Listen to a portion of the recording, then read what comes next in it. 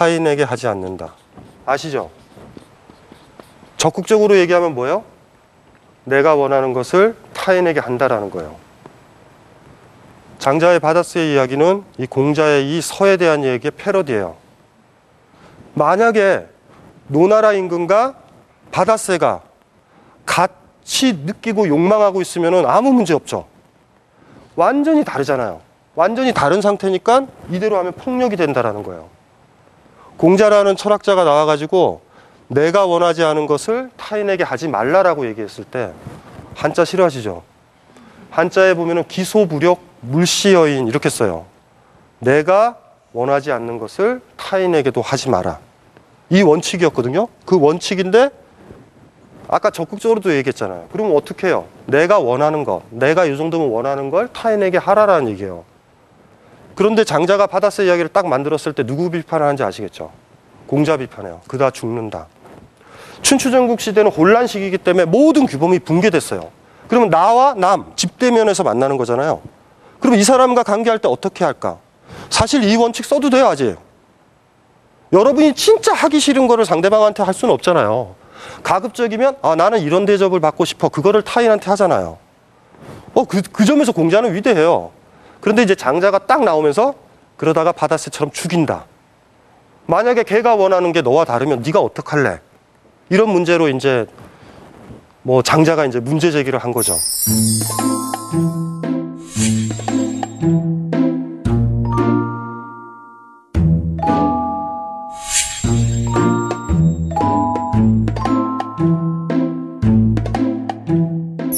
자, 다시 이제 바다새 이야기로 우리가 진지하게 이제 논의로 조금 좀 들어오면 어떻게 하면 될까?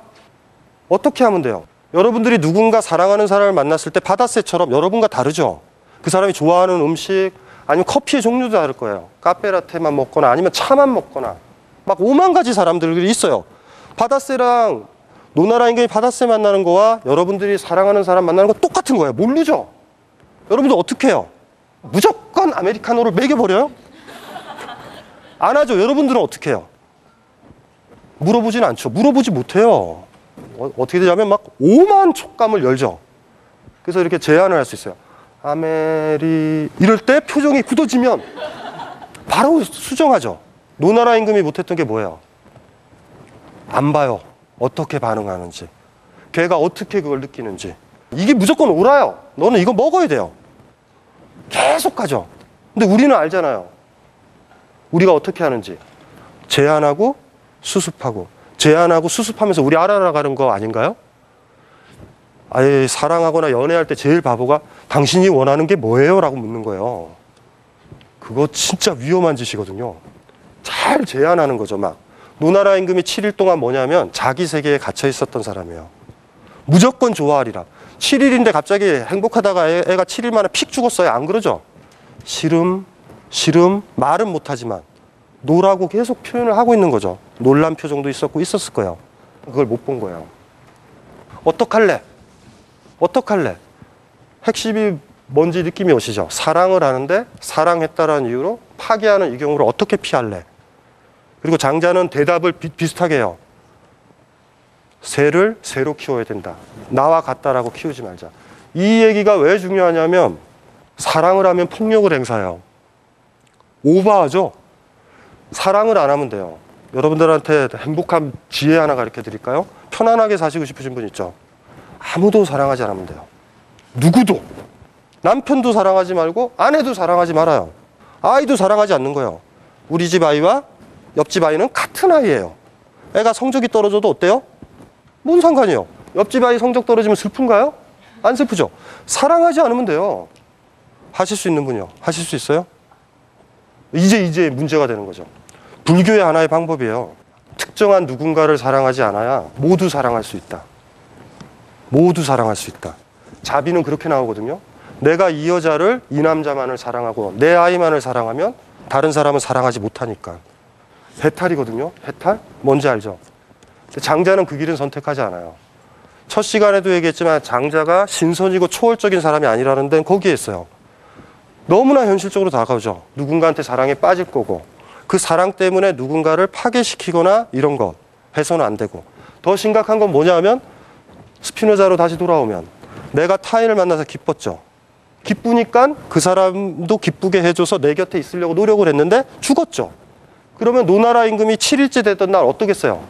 절대적 슬픔 상태에 이르죠. 거기서 비극이죠. 노나라 임금이 바다스를 사랑하지 않았으면 됐잖아요. 애가 딱 내려앉았을 때 새네 이러고 그냥 지나갔으면 아무 문제도 없는데 사랑한 거예요. 얘는 너무 좋은 거예요. 나를 기쁘게 해주니까. 사랑의 비극이라는 거 어디서 와요? 여기서 가장 큰 비극은 뭐예요? 바다새는 노나라 임금을 사랑하지 않아요. 사랑의 비극은 뭔지 아시겠죠? 내가 타인을 만났을 때, 내가 타자를 만났을 때 나는 기쁜데 상대방은 기쁨을 못 느껴요. 이럴 때의 문제예요. 사랑의 비극이라는 거. 고독해지죠. 제가 그래서 얘기했잖아요. 언제 고독해져요? 사랑할 때. 나는 저 사람 때문에 너무나 힘든데 저 사람이랑 같이 있으면 너무나 좋은데 상대방 자체는 전혀 그런 게 없어요. 내가 기쁜데 타인은 기쁘지 않을 때. 사랑에 빠지면 그래서 우리가 제일 걱정하는 건 타인이 나를 만났을 때 기쁘냐 안 기쁘냐의 문제예요. 그래서 이런 감각은 사실 장자서부터 쭉 내려왔지만 우리가 이제 그 만해 한용운의 님의 침묵 같은 시에서도 그런 게 있고, 그리고 우리가 1990년대 이후에 가장 중요한 시인이 이성복 시인이에요. 이성복 시인. 잘 모르시죠? 굉장히 중요한 시인이거든요. 이 시인이 시집 중에 그 여름의 끝이라는 시가 있어요. 만해 한용운의 님의 침묵처럼 굉장히 여성적인 시인데 여기서 빠졌다. 여기서 여름이 상징하는 건 사랑이에요. 사랑. 가장 열정적이니까. 사랑이 아마 끝났나 보죠. 그 끝났을 때 사랑에 대해서 얘기한 건데 이 시에서도 스피노자와 장자가 얘기했었던 고뇌가 그대로 나와요. 그 시를 제가 한번 읽고 그걸 한번 우리가 가진 사랑의 비극들, 그걸 어떻게 해결을 해야 되고 문제 상황이 뭔지 다시 한번 확인을 해볼게요. 앞날이라는 시예요. 앞날.